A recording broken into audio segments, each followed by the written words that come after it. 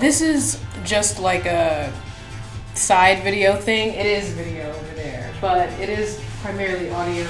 I keep the recording of the radio show and re-upload it to YouTube. So, yeah. Do you have working one assistant? Oh yeah. I don't know why it's such a mess in here. I come in here once a week and it's like a new studio every time. I'm gonna take this out.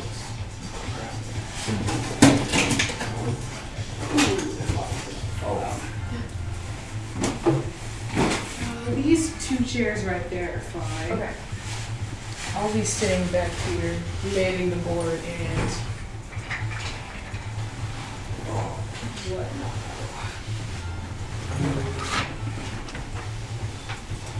I left my phone in my office last night.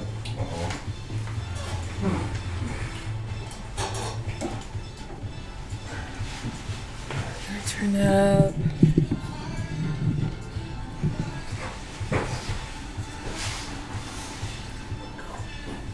I hate that I have to keep like the radio volume incredibly low because YouTube's been striking my videos when I re-upload it.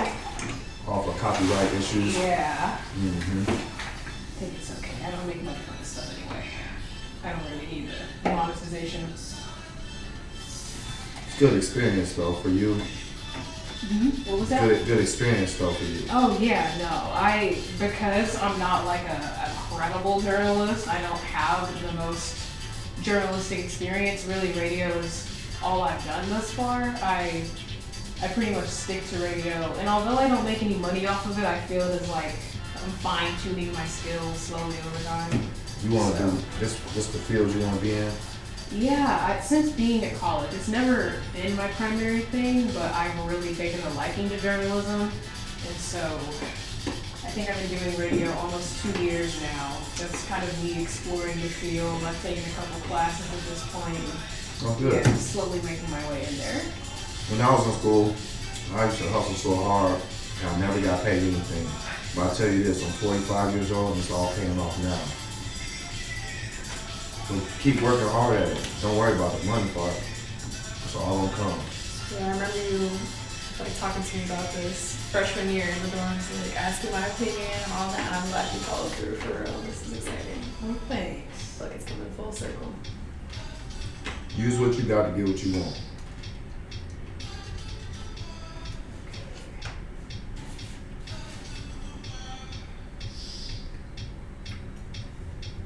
Not to toot my own horn, but I feel like Twitch stream journalism might be something that may take off. I'm gonna talk to the chat. Talk to the chat, yeah. What's that? Twitch. It's just like streaming. A lot of people like do gaming and stuff like that. Oh, where you watch people play video games? Yeah. I can't believe that's like a thing now. Like for real, it's like a real thing. Like a lot of people make money off that. Why? I know. Is it that exciting to watch somebody else play again? I want to play myself. Honestly, it actually growing up, I was like, I didn't have a whole gaming community, and so like getting the newest games was always so expensive. Yeah. Like 12, where am I going to get $120 for a new game? So I found watching Let's Plays really fun because I knew I wasn't going to play the game anyway because I didn't have the resources to. So I thought it was pretty sick. New way to take in content and form a love for the video game industry without actually participating. Thought it was pretty sick. When we was kids, I never liked watching my brother play. I always wanted to play. That's why, you know, and if you had to wait in line to play the next game, you was always goofing off, or it wasn't the funnest thing. But now it's like a popular thing just to watch somebody else play. My kids watch people play. There's a lot of people that know a whole lot more about games too. Like, Yeah. take a simple game like Minecraft. There's YouTubers of people who have mastered the game. Who Yeah. are like coming up with mechanical engineering. No, for real, and build within the whole game. worlds. I think that kind of content's pretty sick too. Like teaching these little 12-year-olds how to mod out their computers. And But Twitch is a software platform for you to game on or talk about your I stuff. don't know that much about it, but I think it's like. You do it, yeah, that's what I'm doing right now. It's streaming right now. I hope. and how many people gonna be looking on here?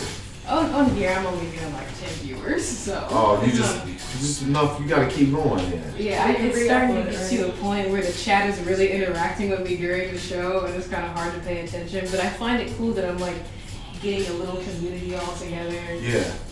It only take 1,000 people. Don't think you gotta have a whole army of people. You can get 1,000 people to believe in you. Be alright.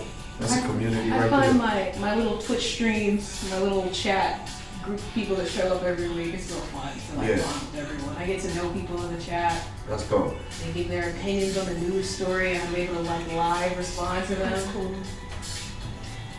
I think I'm gonna start after this song right here. It's 11:01. We got a minute and 38 seconds. What you want us to do? You gotta put these headphones on? No, you don't have to. It's just gonna play your voice back to you. So I kinda like that sometimes. Cause I be talking better when I hear my voice too. I'm probably hear myself talk. I hate hearing my voice. I've never put these headphones on. Oh, and just a heads up, we have an hour time slot. Typically the show doesn't normally go till like 11:30, and so I'm fine cutting it off at 30 minutes, but I have the full hour, so we can end it whenever it feels natural. Just, feel Robert, yeah.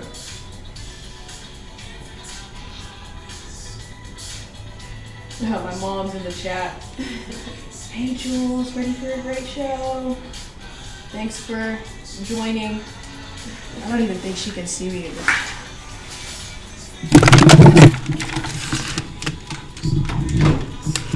Let's see. I used to work in the IMU next to this room here, the marketing and design place. That's why you were able to find it, huh? Yeah. So I would have never found this up here.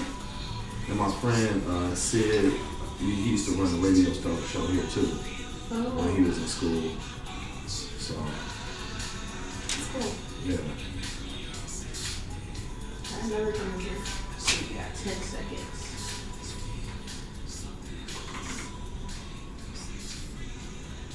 And we are live, we're live, I believe. Allegedly, soundboard is telling me.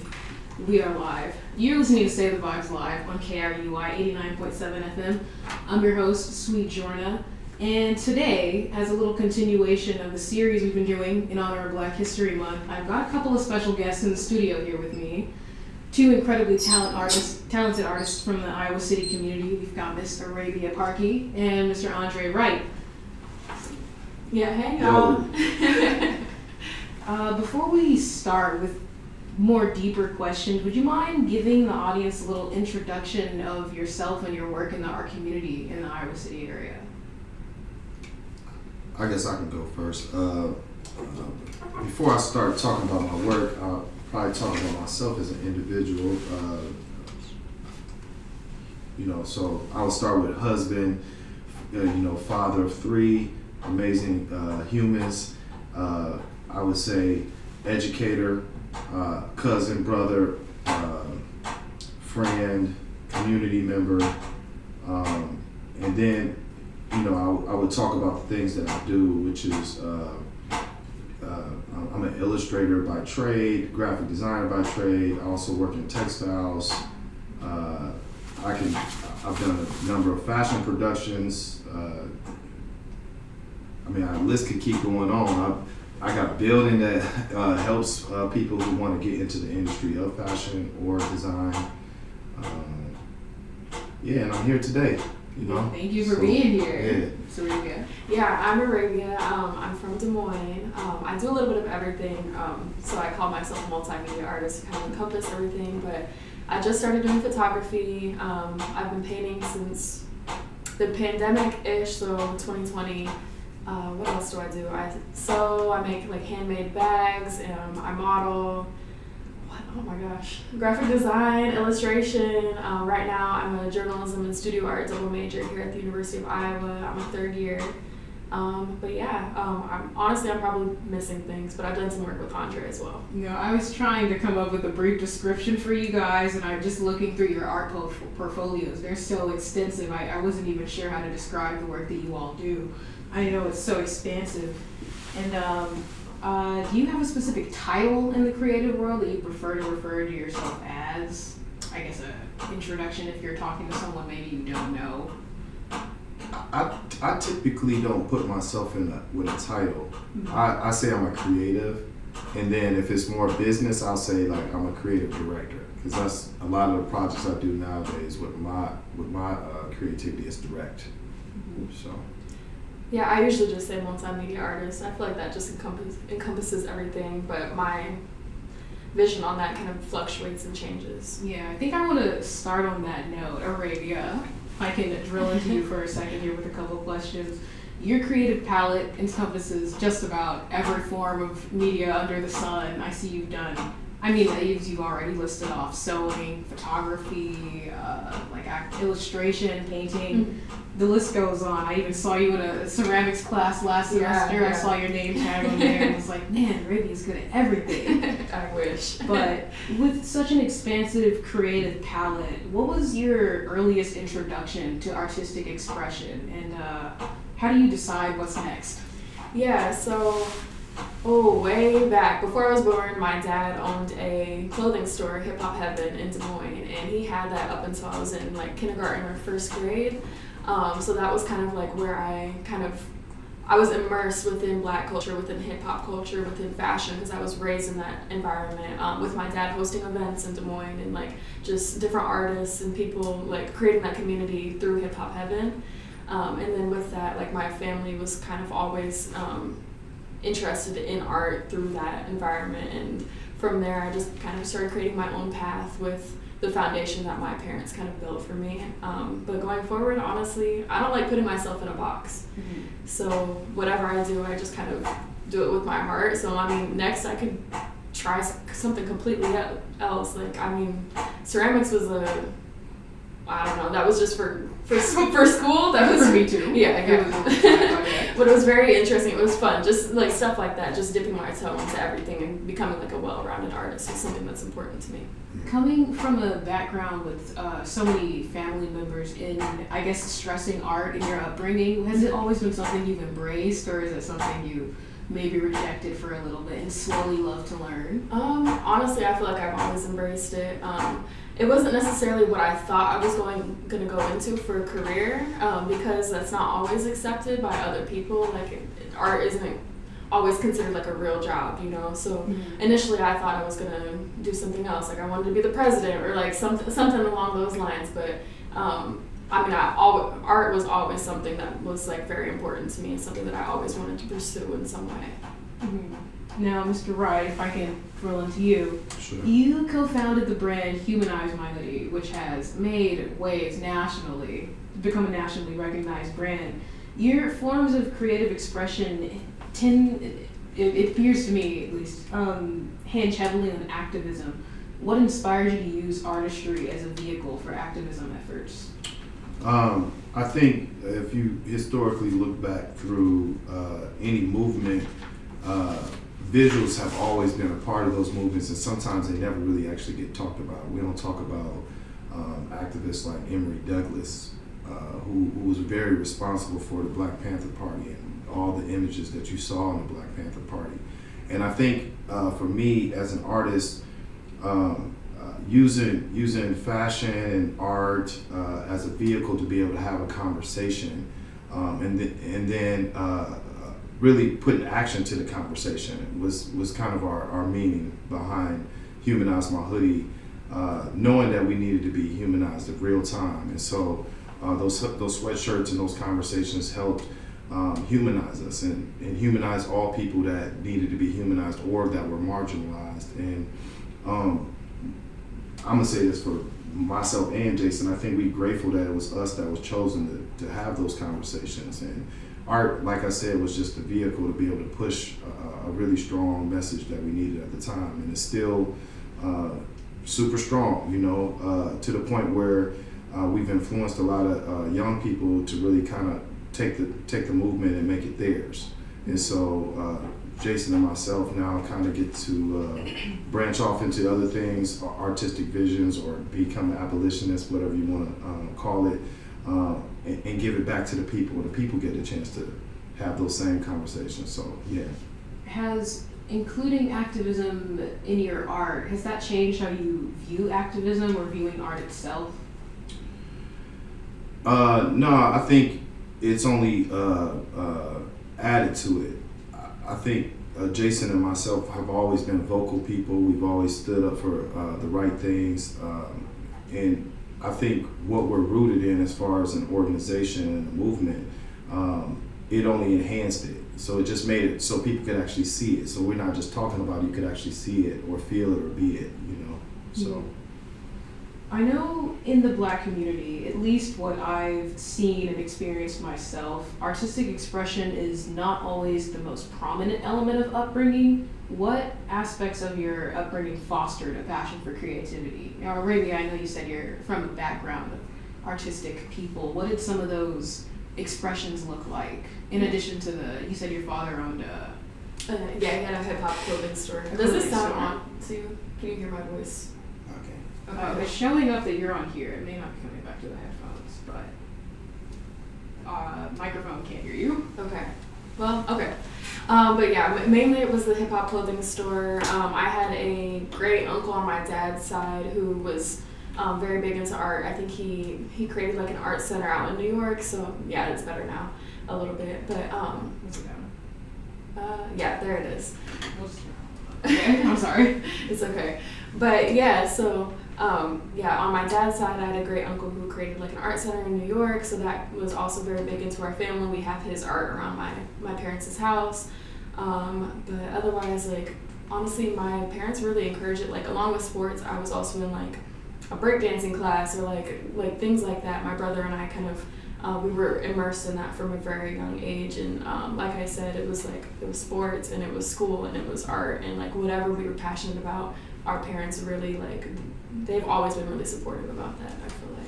Mm-hmm. And I think for me, I didn't know anything else but art. You know, when I was very young, at a very young age, I was able to illustrate somebody at a high level, and my family held me in high regards, almost like a prodigal son. Like, they knew that I was going to do art. My passion was always art, and so my influence was kind of just seeing if I could actually make it, like see if I could actually make a career out of doing art.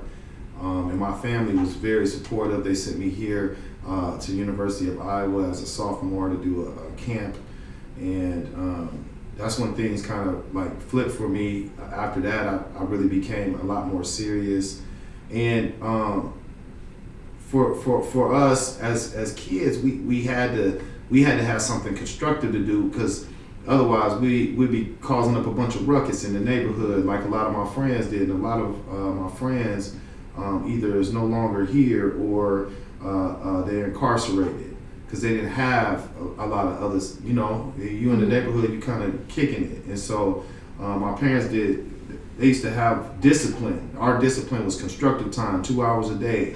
Either you played the keyboard or you drew. So I leaned more towards the art, and I got a scholarship my senior year to go, art scholarship to go to a community college, and I just kept going.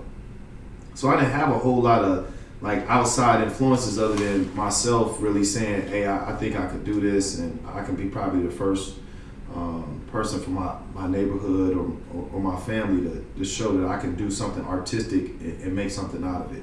Mm-hmm. Shifting slightly, I know you two have collaborated together on some certain projects in the Iowa City area. What do those projects look like, and how did those come together? Mm-hmm. You want to talk about it? We've talked about it. We got a couple collaborations. A couple things. Like, I think my first solo like pop-up shop was in Andre's studio. He helped me like with some of the planning and figuring out like who was gonna be providing food and like those type of things, just helping me on the back end of that. And also, I mean, you were out of the country for that one, but like you like I supported. Provided me like an affordable space to host my like really get my foot into the door with having my art here in Iowa City. Yeah. It's every time you say something, I'm gonna add on to it, and it's important for me as somebody who got a lot of access and connections to be able to support somebody like Arabia, who got a lot of talent and just need somebody to support them. When I was in school, I didn't have anybody like that, and I always talk about that. I'm like, man, y'all saw me doing all this gifted stuff, but didn't nobody come try to scoop me up or make it easier for me. And so like seeing people like her help me understand what I didn't have back then, and now I get to support her in a real way, so she could actually elevate, and maybe she don't have to go through any of the hardships I had to go through to get to where I'm at today. So just making it a little bit easier. Can I ask, what was your transition like from being this, I guess, the student in the absence of a teacher to someone that's taking on more of a mentor role? What invoked that experience? I think again, just realizing what I didn't have, let me rewind. I realized that my family, our lineage is full of educators, and I've been educating people for a long time, but not knowing that was like part of my family structure. We've been educators. I'm talking about way back before, I don't know, it probably was when the dinosaurs was around, you know. And I learned this over Memorial Day weekend that I got teachers, principals, and these people are, my grandmother passed away, but her oldest sister, her youngest sister, and her youngest brother are still living, and they all educators. So I got a lot of history with educating, and I think it's not what they say. It's not on you, it's in you, and naturally, I'm giving back what I didn't have. So, and a lot of times that comes through forms of education or mentorship. And so I just been really focused, for one, how do I make it easier for people in a predominantly white state, since I got the access and the connections. So how do I make it easier for the next person? Because at the same time, in my career, I don't want to be alone either.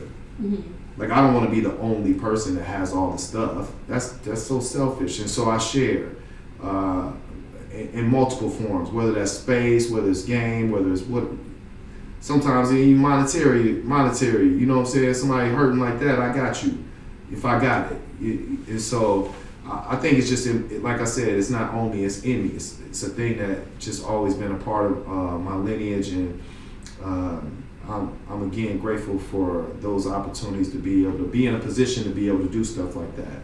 Because imagine if I didn't have a space, where would you do your pop-up? Or imagine if I wouldn't have done or leaned in as much with fashion, where would you do your own fashion shows? You see what I'm saying? So it's influential. Even if she ain't a part of the fashion show, she still can see it that it's a black person doing it. I'm influenced by that, so I might go do something just like that. And so we just need some more examples. So my thing is I'm creating more examples. Yeah. With Arabia being, I guess, one of the examples that you've contributed to creating, Arabia, what was your transition like from just embracing art as a personal expression and, I guess, transitioning to event coordination? Mm-hmm. What made you want to host these things for the public? Yeah, so I began hosting events, I think that was my senior year of high school. So that was like just after like the Black Lives Matter protests and things like that. I think once those were happening, my brain started kind of working, the gears started kind of turning, and I started wanting to figure out how I can like make a difference and how I can step in and create those spaces for Black youth that I wish that I had in Des Moines, because there aren't spaces like that where like not very often at least. So initially, like a friend and I, we started hosting events. I think our first one was a sneaker drive, and then we expanded to like events for Black youth, young Black artists specifically. So we would have like vendors, artists, performers, photographers, even like food trucks, and everybody would be Black at those events. So those were spaces that we did not see very often, and we wanted to create those spaces as a form of uplifting, as a space where potential mentors could come and like find people and give advice and that type of thing. But initially coming to college, I was only a journalism major. Mm-hmm. So they wanted us to have a secondary major, so I was kind of trying to figure that out and like thinking, oh, do I want it to be African American studies? But then I finally like sat back and was like, well, if I'm going to be in college, I want to be studying art and be studying something that I've always enjoyed.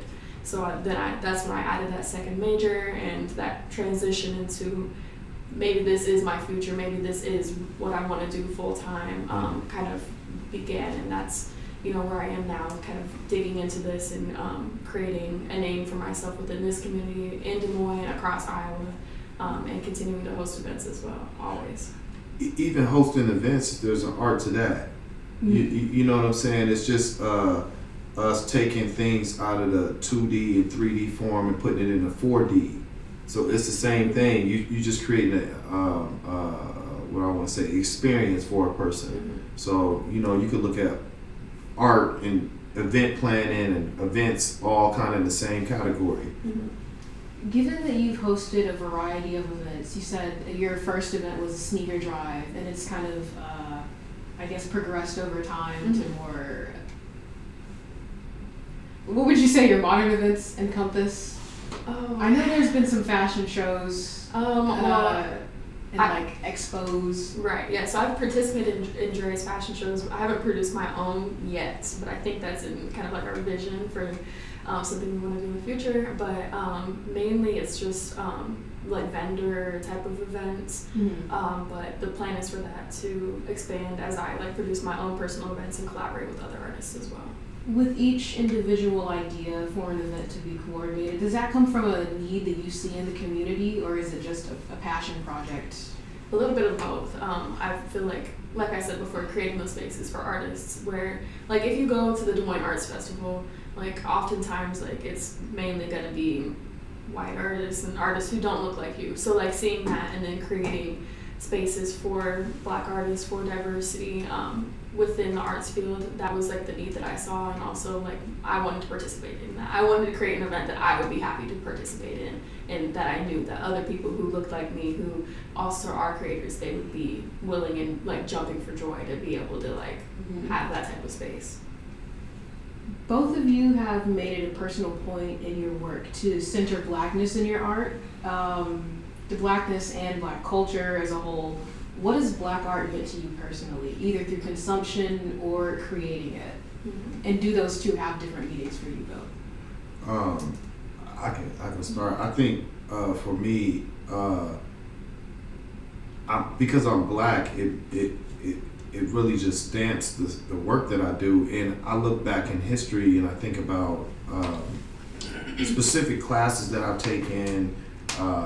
People who've been in my class, and I know there's lack of representation in that field, and I know we're great, we just don't get it documented, or we don't get the exposure that we need. So by like deliberately, I put Black figures in my pictures. I do everything with Black people in it, deliberately, just so you can see us in different lights or different settings.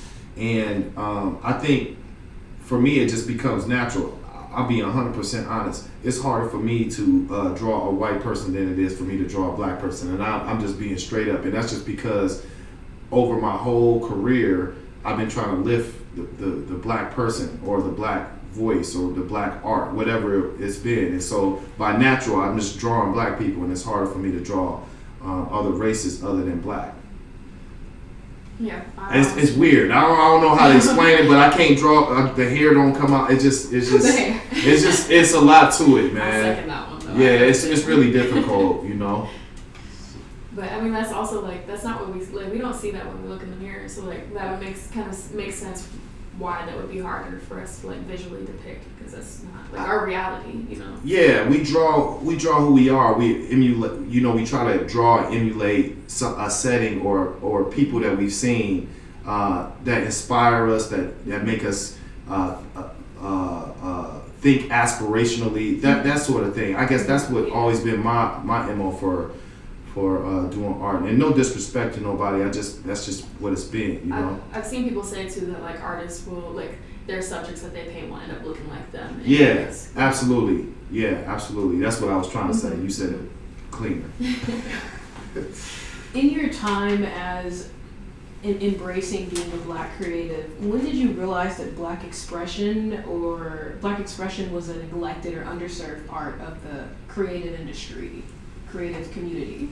Ooh, I mean, honestly, once I was old enough to like go to these like different events in Des Moines and kind of like actually comprehend like who I'm seeing, who's attending, like who are the artists.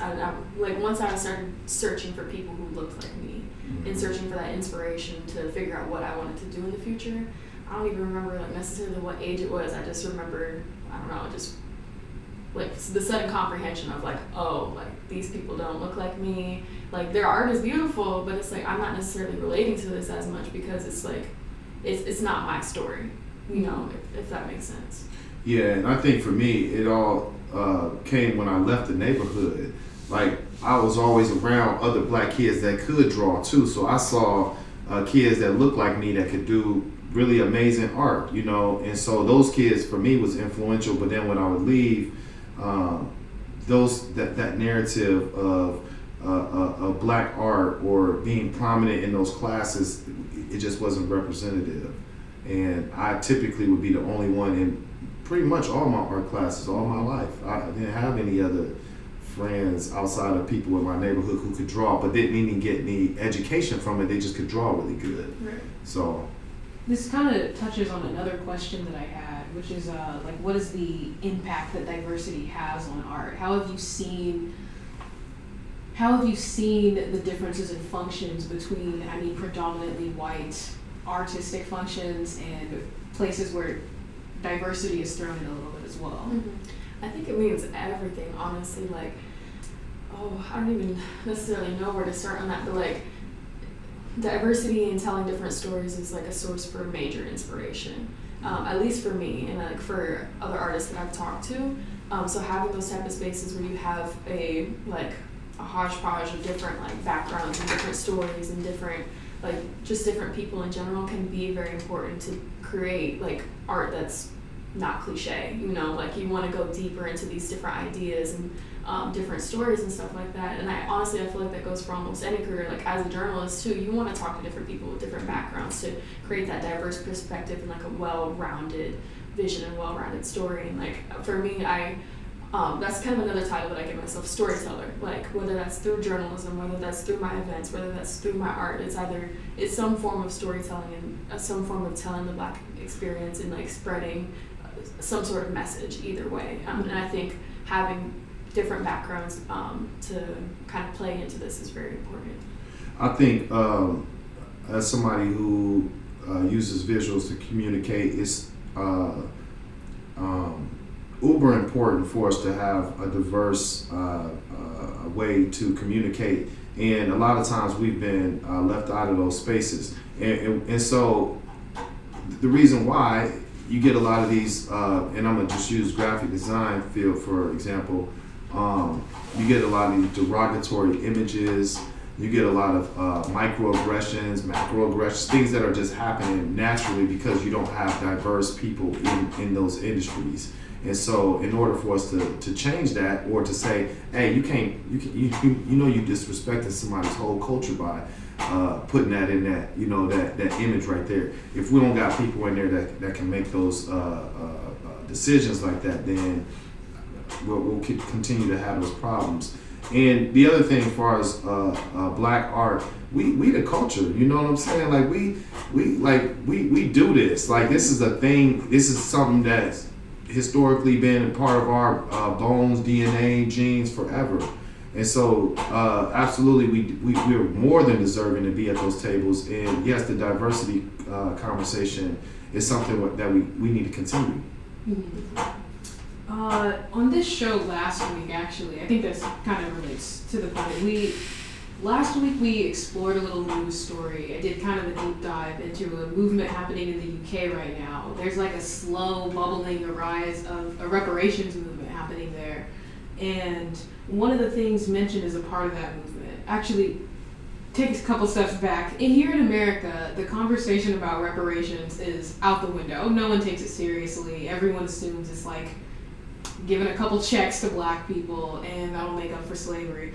But one of the specific things about this movement happening in the UK is an emphasis on repairing the gap in culture that was caused, the devastation, complete disconnect between Black culture here in America and I guess the culture of the motherland, if that's what you would prefer to call it. Well, I know one of the tenets of the, pillars of the Wright Fashion House is healing. Do you see that necessarily as I guess, a point of reparation, a healing for the culture, or is this a personal healing journey that art can inspire? That's man, that's a really deep and really good question. I feel like healing is part of the journey, and I think the state of Black America is a state of emergency right now, and we need a lot of support. And I think for me, art helps us take our minds off some of the stuff that's really serious for us, as far as our issues and some of our problems, because art allows us to reimagine our situations and our problems. And it also helps us creatively solve those problems if we can make that connection with that hand and that brain. So I look at art from that aspect, and yes, absolutely, healing is part of the journey. And the faster we heal as a people, the better the whole world gonna be. Mm-hmm. So that's what people don't understand. It's like not by oppressing one group, we never gonna get to where we need to go. Like, we gonna be stuck. And so we need to unbind from those shackles, and then really think about. Let me rewind. We need to use art as a vehicle to be able to unbind from those shackles, to reimagine our communities and reimagine what we want as humans. Do you happen to have a take on this matter? Is reparations, or I guess pure expression of the Black experience, currently happening?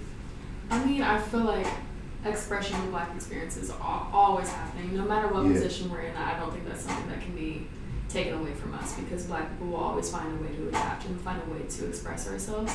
But I feel like healing particularly comes in a lot of forms. Actually, a couple days ago on Thursday, I organized an event through the Afro House, which is where I work on campus, about like rest is resistance. So we had a speaker come in and talk to Black students at the university about how to prioritize rest and how to embrace ease and incorporate that within our daily lives, because so much of us that's not a part of our lives. Like, we are faced with so many microaggressions, we're faced with financial issues, we're faced with chronic health and things like that, and we're not able to sit back and relax and create freely without having to worry about, am I going to be able to sell this? That type of thing. So like, having opportunities and having spaces to be able to sit back and like learn how to actually prioritize ourselves and prioritize just our time, and being able to take back our time is something that we were focusing specifically in that event, and something that I'm personally trying to incorporate within my life in general.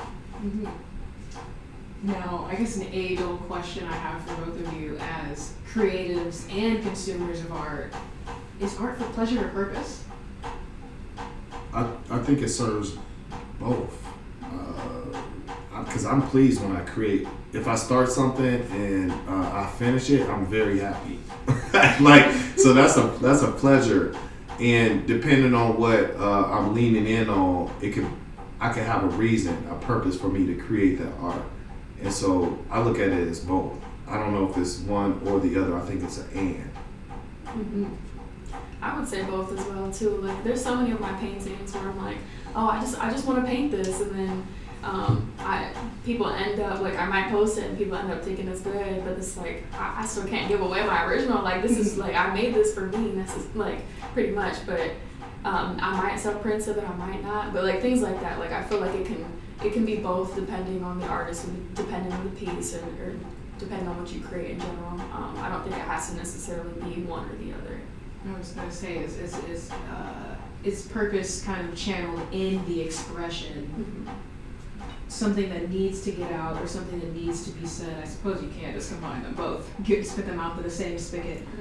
But it's apparent that Iowa City is not the most fashion-forward place in the entirety of the world. There are bigger cities with larger resources.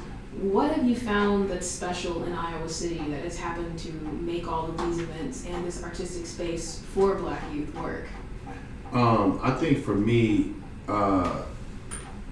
because we don't have all those things, it's been obviously very difficult, but I think there's opportunity within this space to really bring something new to the marketplace. And I guess my evolution of being in the fashion industry was always trying to bring something new. So if you looked at all my shows, they were like very unique, very different, very non-traditional ways for me to showcase fashion, just because we didn't have all the resources. And a little bit of that was like kind of a rebellious attitude to say, who gonna tell me I can't do this?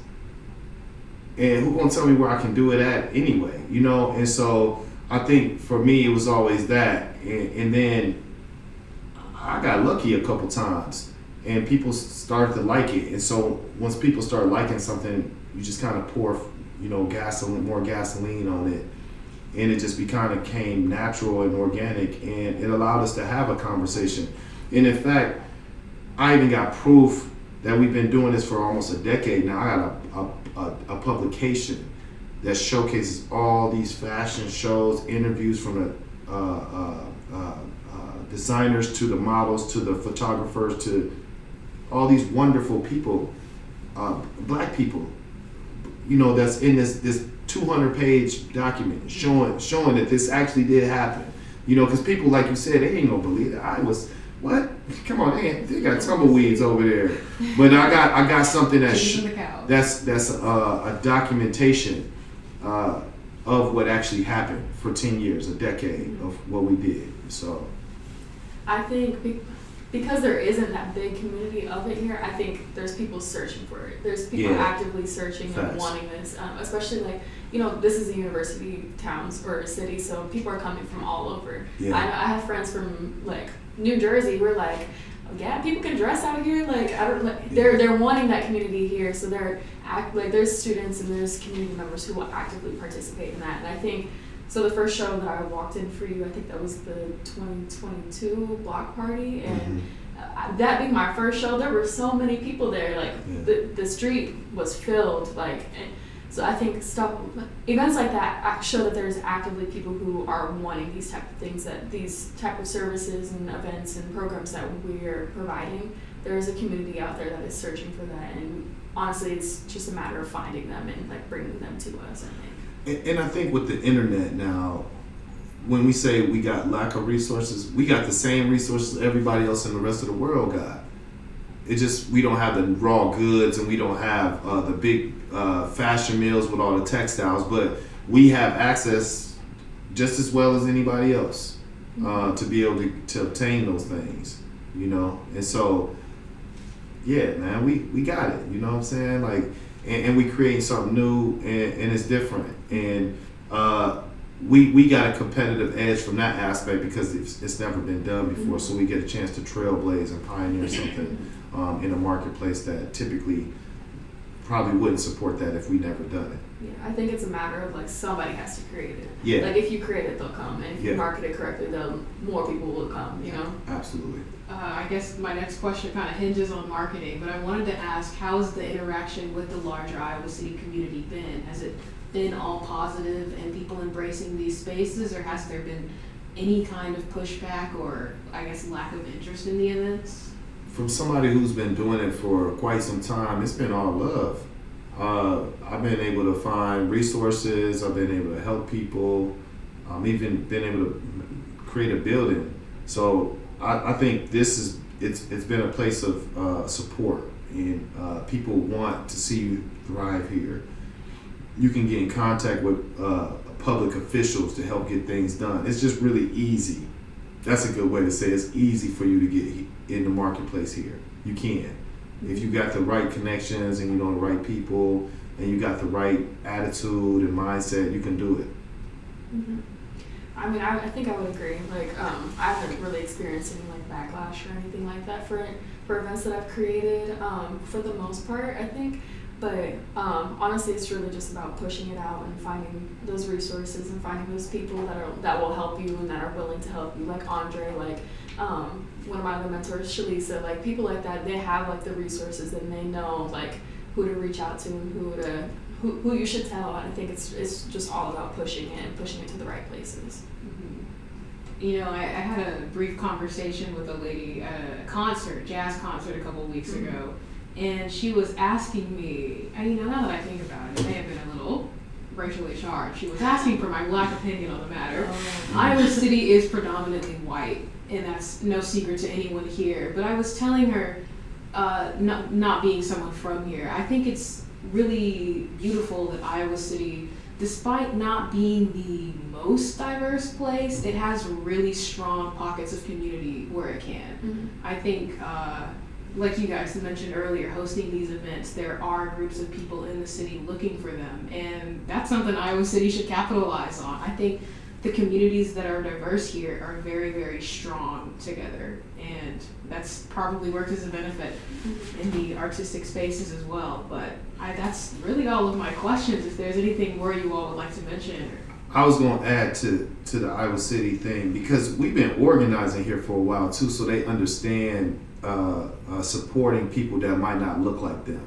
So because of that reason, I think it's been easier for others to be able to do some things here too. You know, just being straight up frank and honest, being able to talk to police supervisors about having mental health professionals ride with them. We was doing that way back in like 2016, 2017, having those conversations, or talking to government officials about not building a new jail here. Those conversations was already had. So I think now it's just like it's coming to the surface that we've already talked about this, they move like this, and now it's more normalized for us to be in those spaces and have these events or do art in the way we want to do art. People understand that it's not as foreign.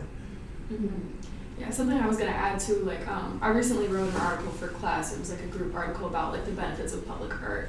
And we essentially talked about how public art is beneficial for any community. Like that is a draw for any community, especially like diverse art, because whether that's the murals or any form of public art, that it kind of tells the story of the community. Like the style of art can tell like whether the community values vibrancy, whether the community values like certain ideals, like the oracles of Iowa City murals that are on the parking garage down the street, that shows what this community values. So and then those can be draws like financially within the community as well. They bring people in, they have people, you know, supporting local businesses and things like that. So I think this is a telling sign that the community needs to begin investing into Black art, investing into diverse forms of art, investing into public art and small businesses and things like that, which Iowa City does a decent job at, especially with the small business part of things. But this community, Iowa in general, Des Moines, they need to start capitalizing and investing into Black art programs, Black artists,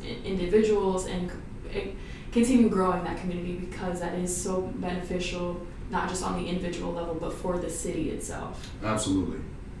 Actually, I want to ask you, since you've both done art, neither of you are from Iowa City directly, correct? No. What has the experience been like in a direct contrast between the places where you started your art journey and now? Are there any differences in the community that have aided or hindered that expression, your growth as an artist, I suppose? I think for me it's expanded because where I'm from Waterloo, Iowa, which is just an hour and a few minutes up north. I think I've been able to be a little bit more freer with my art. I was younger then too, you know, so I'm looking at what I was doing as a kid versus what I'm doing as an adult. And so obviously those experiences are different. And I think for me, I've been able to create a space where we can actually talk about Black art and have Black art. And the sad part about that, and I'm being straight up, is if we didn't have, if I didn't have what I had, I don't know if we would have those conversations, or if it would be so prominent or so put in front of people as much, or I probably wouldn't see it as much, you know, and because we now can say we have Black spaces in town, we can have more conversations around what it means to be a Black artist and be a Black community amongst a predominantly white community too. And so that's just kind of what I've seen. I don't know if it's so much different. I think I've evolved as a human. I'm older now, so same art, but just, you know. Mm-hmm. I feel like, I mean, Iowa City isn't that much smaller that much different than Des Moines, where I'm from. Essentially, Iowa City is just a little bit smaller, and I feel like because it's smaller, it's a little bit more tight knit. So like, I think there is already an established art community here. It's just a matter of like breaking in. But then because it's a smaller community, it's a little bit easier for you to make a name for yourself because there isn't as much competition necessarily. Not that like artists are necessarily competing against each other, but still like. Yeah, like I said, it's a little bit of a small community, but there is still a need for the art that we create and for the spaces that we create as well, just like there is in the other cities that we're from, I feel like. No doubt. Great. Well, as I said, that's really all for my questions. Mm-hmm. Is there anything else you guys would like to throw out to the sphere, any message to the public? Have a good Saturday. We said so much. Yeah, just thank you for bringing myself on, and I'm gonna say thank you for Arabia bringing her on too, and just having a really great conversation this morning. I hope everybody who's listening found some value in everything that we said this morning. Mm-hmm. Yeah, thanks for having me. I have some events coming up within the community.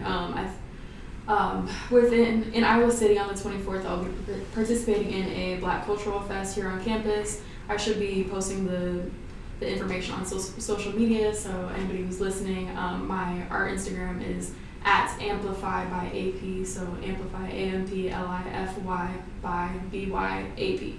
So stay tuned on that, and stay connected and keep investing in Black art. 100%. I really appreciate your roles in the community and the functions that you put together. I appreciate you all for coming on the show today. Everyone, before I end this off, I'll be back on air next week, of course. We've got a couple of more interviews that are supposed to be taking place if you all are interested. Some good information from local officials around here. And I'll be back next week. I'm live every Saturday on Twitch, streaming the show as well. So if you want visuals for that, all that is twitch.tv/Lenny the Fool. That's LENY the Fool _ the Fool.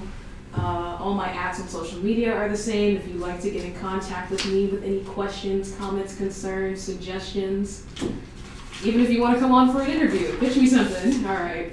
Thank you all for listening, and have a good Saturday. Here, back to your regularly scheduled tunes. Sweet. You get what you want?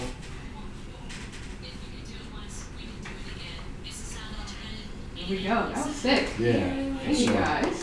Yeah, that was cool. I ain't talked about art that deep in a while. Usually I'm practicing it, so it's harder. It's harder to talk about it sometimes. So thank you for, letting us have that venue to do that.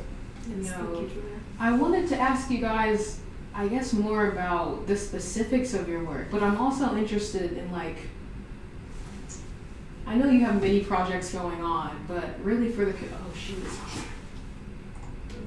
there we go. I know you will have a bunch of specific events, and I wanted to ask about that, but I also wanted your perspectives as artists, and I think I wanted to zoom out a little bit. I mean, of course, I'm interested in your creative space. I think that's a really sick thing. I would love to go visit. If you want to come there and do some interviews, you can. We got a podcast room we setting up. It's gonna be called The Vault. You know that vault door I got? Mm-hmm. So it's gonna be a podcast room now. We're moving all the stuff out. We got 3 cameras coming in, all the mics, all kinds of stuff. So once I get that set up, you could come in and you could do your show there. That's really sick. I love that you had all these opportunities, made all these opportunities available, because that's such a barrier. I know you have screen printing. Yeah, screen printing. Yeah. Somebody reached out. Somebody from KRUI reached out and said they want us to do all y'all shirts. Really? Yeah, somebody reached out. Somebody last week. Oh, I was gonna say I know we have shirts. I didn't know they were. They were like, hey, when we re-up shirts, we gonna have you do them. Man, okay. KRUI, they're getting it. But yeah, I would love to visit the creative space. Sure, anytime. I'm there mostly during the day, but we got a couple people who got professional residencies. They do it in the evenings. We got a band in there. We had an esthetician. She's about to move out though, and I'm trying to think of what I'm gonna reformat that. I'm gonna knock that wall down. I might knock a wall down. Yeah, it's fun to be crazy, man. So next fall will be like, hopefully all the way set up, or this fall. You need to do work. I work in a wood shop, that's all I have to say. For real? I do. I work at the wood shop on campus. I love doing a little bit of carpentry. Man, it'd be nice if I could get somebody to build me. I was just saying this, in one of our areas, it's like a coffee shop, and we could just have a counter. Like a whole counter where you could just come in, pop your laptop down, and look out the window, the big windows. That's smart. I've been thinking about that, so I'm looking for some. I'll pay good too. Shoot, for sure. I made a couple. I don't know why. I've made benches and tables. I just keep coming back to benches and tables. That's But dope. for real, So that's your artistry then, is yeah, woodworking? wood shop. Okay. And the music as well. I gotta let somebody in my building for an event, like right now. Oh, okay. Party Otherwise, hoster. I'll stay and kick it with y'all, huh? That's a Mr. Party hoster. Yeah, I was just man, there. there's like three. Man, they got like 3 parties coming up. Yeah, Uh, I see. There's a frat party The next week. Afrobeats. Afrobeats next weekend, and then March. In March, there's a party too with the same sorority or fraternity. The Kappas. Yep. And then there's some Wait, the big. Kappas are having a function there? Yeah, they be throwing parties in there. Was it cool though? You was there. Was it like crazy or was it like There was a lot of bad? people. It was just no lighting. I know. So this is what I did. I said, I told them there's some lights over here, and it's like colored light, and they can dim them a little bit so it can be like still you can see, but it's not like crazy. Yeah. they So, didn't listen. But they didn't listen, and they just had a There's super literally bright. people right here that You- I could not tell. you didn't know who they was, It's like, huh? you remember me? You remember me? I'm like, I just can't see. Who are you? Pull your hat up, fam. Like, jeez. Will you Yeah. take a picture? I mean, Absolutely, I got I'm you. just gonna hold this. Really, you want to be in it? Oh, sure. I don't know where to stand. You can see the KRUI stuff. There you go. I got you. Oh, well, you got my finger in there. There you go. Thank you. You're welcome. All right, well, y'all enjoy y'all Saturday again. Thank you so much for having me. Can Look I forward to contact work- you in the Yeah, future? absolutely. You for can reach another out to me for whatever. I just, you know what I mean? Like I was whatever gonna you say, need. I would love to focus a little more on the functions you host at the House of Fashion. I think that stuff's really cool. But I got something coming yeah, up. today I was just focusing on like as artists in the community. But I would love to do some more. get If some y'all want to come information kick it on with that. me, I got some stuff I'm gonna be talking about the 20th. I think it's a Tuesday at Dandelion from 11 o'clock to like 12:30. So just come, y'all can just pull up. Coffee on me. Y'all can just come have a coffee and have some pastries or something. Just hear me just ramble for about an hour and a half. If y'all got time, it's on the 20th. Dandelion. All right, guys. I'm walking with you. Okay. All right, I'll see you guys. Thanks Alright, for coming peace. on. Yeah, peace. I can send you guys the re-upload of the stuff. Yes. Okay, yeah, if you could. Thank you.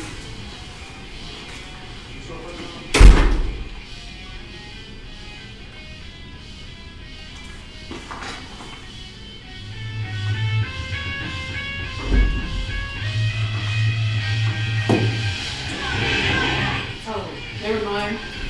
Shoot, forgot we're still streaming. Okay, chat. Sorry I was neglecting you for a moment over there. That clanking noise, I can't make it stop. I don't know. It's been going on for weeks now. It actually may have even been there last semester. Oh shoot, I gotta wrap up. It's almost 12. But that clanking sound, I can't stop it. I have no idea where it's coming from. Surely it's bothering other people too. For blind. Do the special shows for the art community. Yeah, they're having that Black Creative Expo.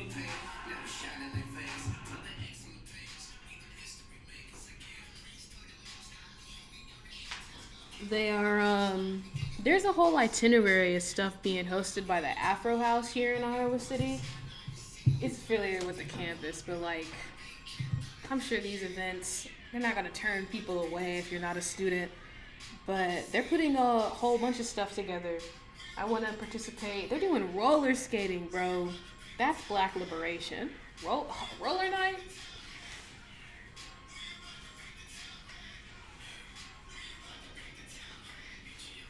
Rumor goes that you and this Danny character got a dub on pub. That's black liberation right there. First dub on pub. After months of playing, how do I feel about it?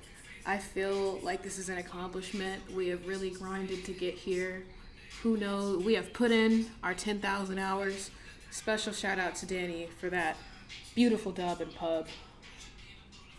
And I'm probably look for another dub tonight at the pub. But I'm gonna wrap this up because I don't know if there's someone coming in at 12. I never make it this far. All right. See you guys. See you next week.